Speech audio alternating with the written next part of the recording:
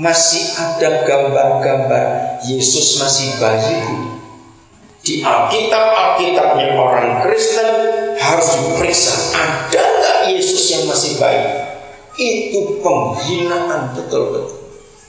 Saya tanya lebih jauh kepada saudara. Presiden kita Bapak Susilo Bambang Yudhoyono memang pernah lahir, betul tidak? Nggak mungkin Pak SBY nggak pernah jadi bayi. Begitu pula wakil presiden kita Pak Yusuf Kalla juga pernah jadi bayi. Tapi apa yang akan terjadi kalau ada bangsa Indonesia majang fotonya presiden dan wakil presiden ketika mereka dua masih bayi? Saya menjawab, kira-kira diapakan orang itu? Itu penghinaan. Jadi Alkitab tidak pernah menuliskan untuk mengangkat-angkat bayi Yesus. Catat ini baik-baik. Bertobatlah gereja. Itu setan, saudara, yang membodohi gereja. Bayangkan, kita harus jujur.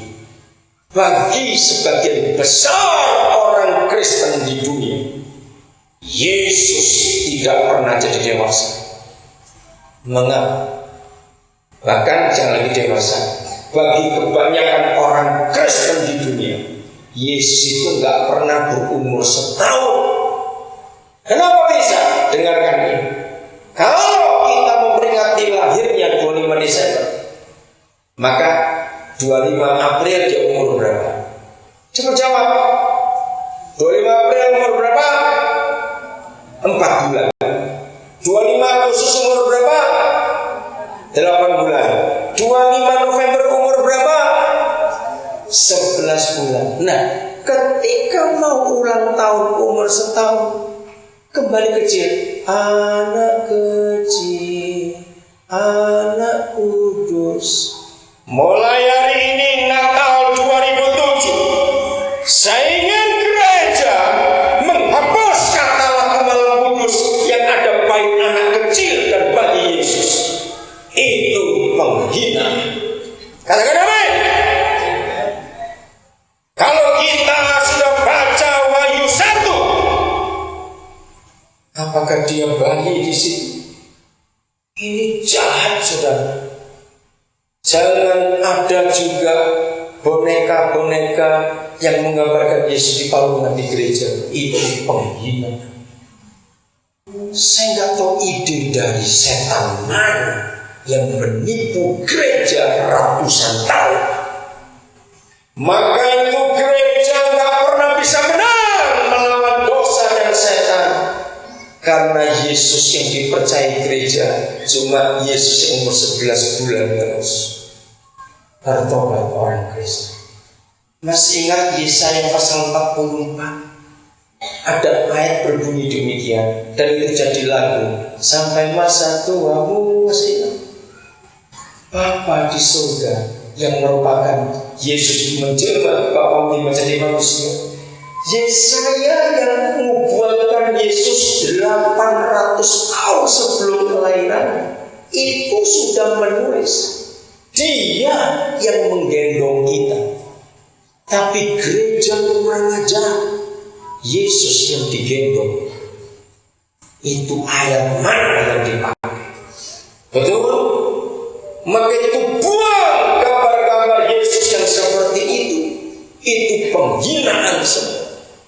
Apalagi kalau saya lihat ada gambar Yesus digambarkan bayi yang montok. Semangat betul, ini kurang ajar. Semontok-montoknya gambar bayi Yesus. Dia punya kuasa apa melawan dosa? Karena dia masih bayi. Saya ulangi lagi, dia memang pernah lahir, tetapi dia tidak mau diperingati. Setiap tahun dilahirkan lagi, setiap tahun lahir lagi, setiap tahun lahir lagi. Itu penghinaan. Maka itu gereja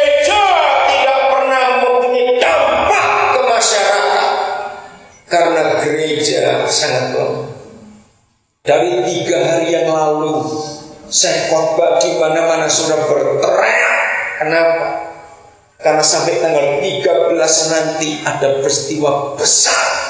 Peristiwa yang pertama terjadi dalam sejarah dunia dan terjadinya di Bali. Ada konferensi dari pemimpin-pemimpin negara, 189 negara kumpul di Bali dengan jumlah peserta lebih dari 20.000 orang. Konferensi apa? Konferensi yang membicarakan nasib bumi. Pemanasannya makin tinggi, penebangan hutan, makin banjir, longsor, semuanya. Saya menangis, saya bicara. Seharusnya yang buat konferensi itu bukan pemerintah, tapi gereja. Kenapa? Sebab sejak Kejadian 1 ayat 26, Bapa di surga sudah berfirman. Catat ayat ini. Ketika manusia belum ada di dunia, Bapa baru merencanakan manusia itu yang bertanggung jawab untuk mengelola bumi. Saya sedih. Besok khusus untuk para pendeta kita akan bahas habis-habisan. Saya tunjukkan ayat di Alkitab bahwa gereja ini salah besar. Gerejanya sibuk ngurus kebaktian saja.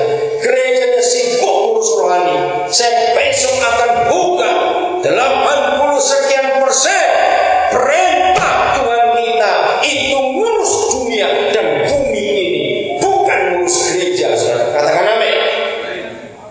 Ini kesalahan kita. Besok para pendeta saya hadir. Ayo kita bicara bisa-bisa. Kita diskusi. Saya akan baca Hormaning Dumati pasal setunggal, bab setunggal ayat 6. Gusti Yehova nuli ngendika, ayo kita padha yasa manungsa nulat gambar lan pasemon kita. Manungsa iku ngawasana iwak-iwak, manuk-manuk lan saakeh kewan, ingon-ingon lan kewan alasan, sing gedhe tekan sing cilik dhewe bisa. Sejak awal Bapa di surga sudah berfirman bahwa manusia itu diciptakan bukan cuma ngurus gereja. Ayat 26 Kejadian 1 menjelaskan manusia diciptakan untuk ngurus bumi dengan segala isinya. Katakan amin.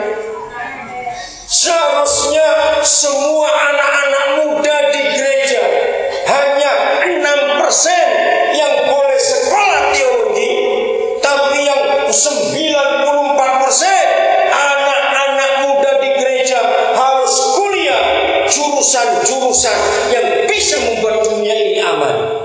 Tapi gereja salah, mendorong banyak anak muda untuk sekolah Alkitab semua. Maaf, dengarkan pemimpin-pemimpin, jangan cetak pendeta banyak-banyak.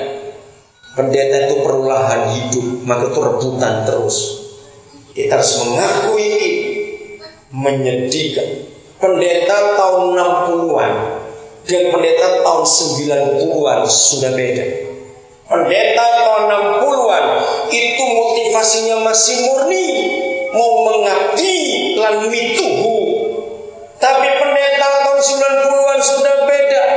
Saya masih ingat, tolong pendeta-pendeta umur 50 tahun ke atas, tahun 70-an, tahun 80-an, kalau saya khotbah di gereja mana saja, setiap bulan Juli, Agustus, wis hafal tenan aku.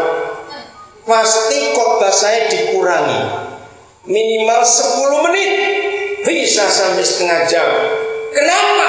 Kalau bulan Agustus, Juli dan Agustus waktu khotbah saya dikurangi, itu tahun 70-an dan 80-an, karena pasti ada guru-guru soal Alkitab keliling gereja cari murid.